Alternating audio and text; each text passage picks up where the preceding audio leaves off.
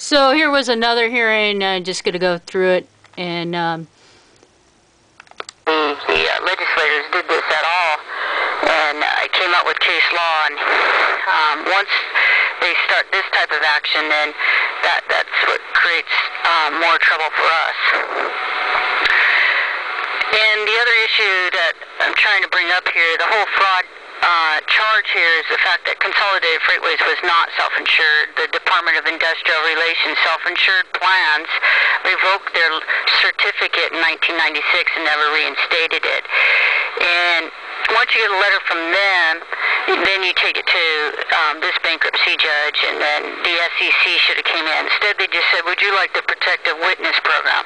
No, I want these people prosecuted. And if they would enforce the laws in this country, we would all get more justice. And that's our major concern, is the injustice versus the justness. And the unjustness, justness.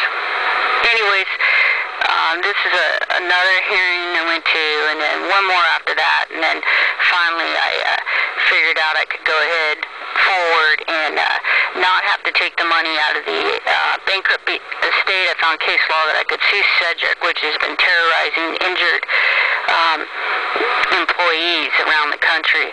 So Cedric Claims Management is indicating that they felt they were self-insured, and the defense used a fraudulent or invalid policy from USF&G, which is United States Fidelity and Guarantee. It was not in play, but Cedric Claims Management was the one who stopped payment on our checks.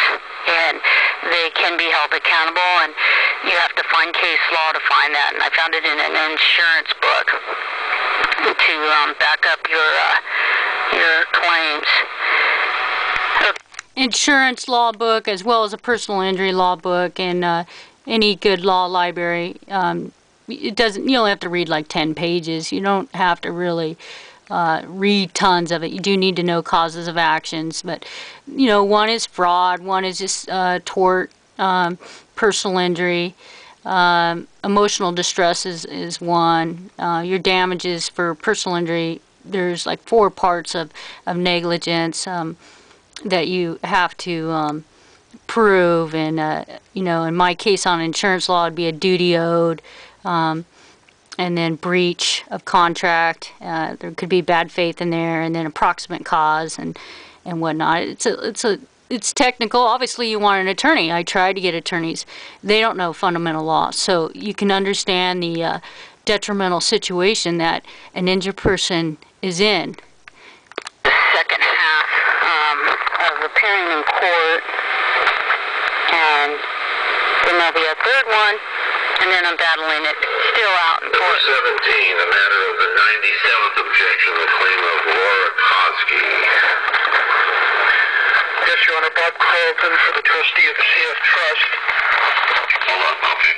Laura Koski as per se, and substituting them for my attorney, Maslin Nobolson, for the Kern County lawsuit as well. Your Honor, Fred Minoff, MIDDAUGH, previously appeared on the motion for relief from the automatic stay, and relative to the matter in district court, the West District Court, and the state action now, I'd like to address the court. Okay, as I understand it from Ms. Koski's papers, the district court case has been dismissed with prejudice. That's correct, Your Honor, with the exception of civil actions, administrative remedies that might have been pursued, and it was done in part under the Krupnick versus Duke consideration relative to the statute of limitations, which is a question germane to the Kern County state action that was filed under the 2-year statute. And if this is an action filed in the Kern County State Court, state court in Kern County? Okay. That's right. And if that matter were allowed to be treated under the stay or moved to the district court, that might resolve the issues, allow them to be handled in one form, and hopefully expedite these proceedings, and the resolution of the claims are before the court now. On behalf of Ms. Koski. There appears to be maybe a liability action relates to litigation for physical injuries where the accident occurred? Yes, it does. Okay, so that's the PI side of the case. That's PI and loss of earnings and that sort of thing. Well, I understand. So that's what I call PI. But part of Ms. Kofsky's claim theories that I removed to the federal district court also seem to be related to a whole variety of allegations about discriminatory conduct, about conduct that I guess as an interested party, I don't know what the theory is for her standing, as to the conduct between CNF, the parent, and CFCB, and all the kinds of things that existed to bust the unions, and a whole variety of theories, which I believe I'm bound by the district court dismissal with prejudice to the extent that was dismissed.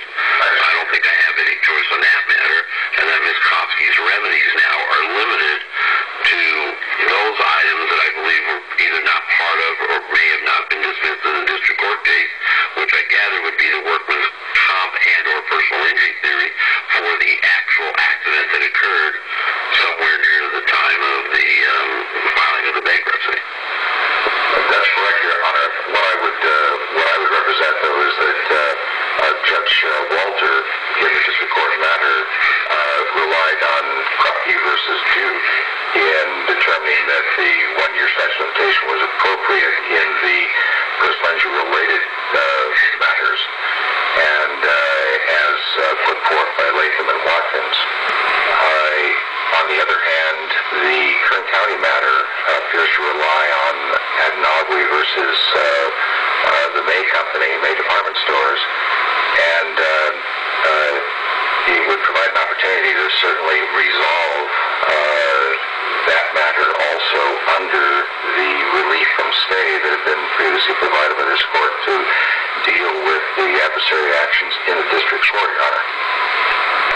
Mr. Carlton? Well, Your Honor, to be clear, we're dealing with, in the bankruptcy case, we're dealing with two proofs of claim. Ms. Kofsky filed claim number 16885 on January 30th. That was a claim for $150,000 and sought workers' compensation benefits and I think personal injury claims. Ms. Kofsky then amended the claim on August 30, 2004 by filing claim number 26985, and that claim included the $150,000 that was in the previous claim and asserted new claims for personal injury, civil rights, and fraud and other bases, and asked for $240 million for those damages. We think that the court can disallow the second claim for $240 million because it was untimely. It was no new facts had occurred. Ms. Kofsky simply did not assert the damages or the other claims in her first proof of claim. Well, but to the first proof of claim, because her damages may not have been well noted at the time the first proof of claim was filed, to the extent it related to personal injuries only, and to the extent that she is suing her employer, so it has to prove the elements that go beyond the workman's comp strict liability coverage. I think it goes beyond normal negligence. There has to be some other factor to where she can recover for the full amount of her injuries. And I don't have any idea what those injuries are. They may be more, they may be less than the $150,000.